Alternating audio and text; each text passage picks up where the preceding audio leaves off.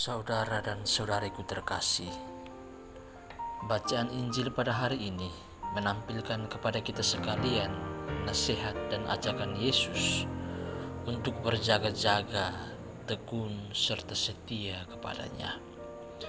Yesus memperingatkan kita sekalian untuk mawas diri sebagai sebuah kesiapan iman menyongsong kedatangannya. Dan untuk menjelaskan kedatangan Yesus ini, maka ia menggunakan perumpamaan tentang kisah pemilik rumah dan hamba-hamba yang dipekerjakannya. Yesus menjelaskan sifat yang tak terduga melalui kisah pengangkatan hamba-hamba yang bijaksana dan setia. Kesetiaan hamba diperlihatkan melalui sikap mereka yang selalu berjaga dan mawas diri ketika tuan rumah mendapati mereka sedang bekerja. Sedangkan hamba yang jahat senantiasa memelihara kemalasan dan merawat kesombongan hingga pada akhirnya tidak memperoleh keselamatan. Saudari dan saudaraku terkasih, sikap berjaga-jaga dan mawas diri merupakan sikap yang patut dimiliki oleh setiap kita orang beriman dalam menantikan kedatangan Yesus. Oleh karena itu, kesetiaan dan kebijaksanaan menjadi dasar dan juga acuan untuk boleh menghidupi semangat mawas diri.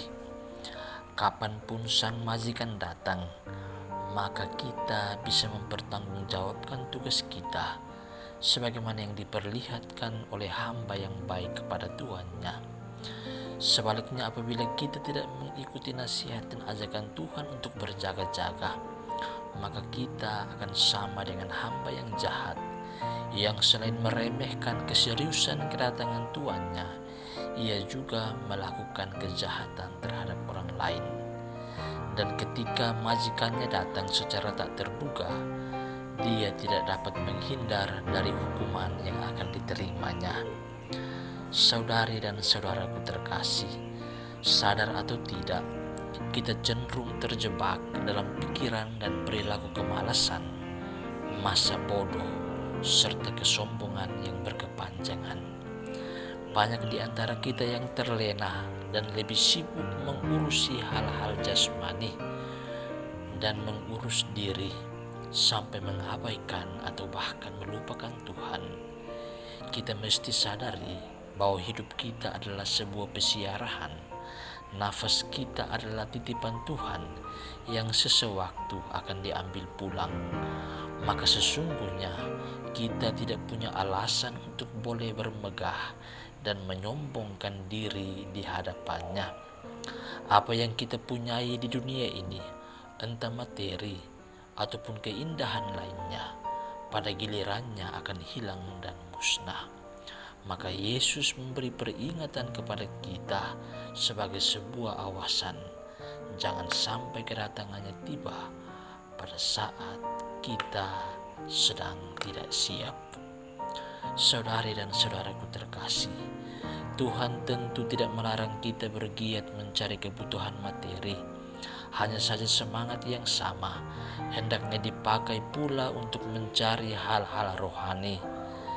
Tahu tetapi masa bodoh terhadap kebenaran dan realitas rohani adalah penyakit yang mematikan. Karena penyakit seperti ini dapat mengkerdilkan kesadaran dan kewaspadaan kita terhadap dosa yang akan menyeret kita.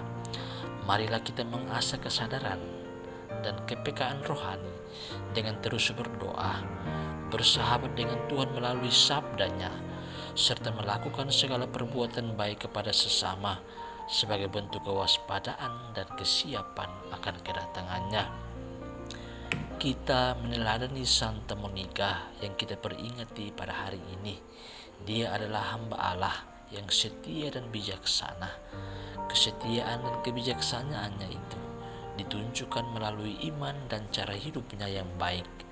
Berkat imannya yang teguh dan doanya yang tekun, anaknya Agustinus boleh bertobat dan menjadi orang kudus.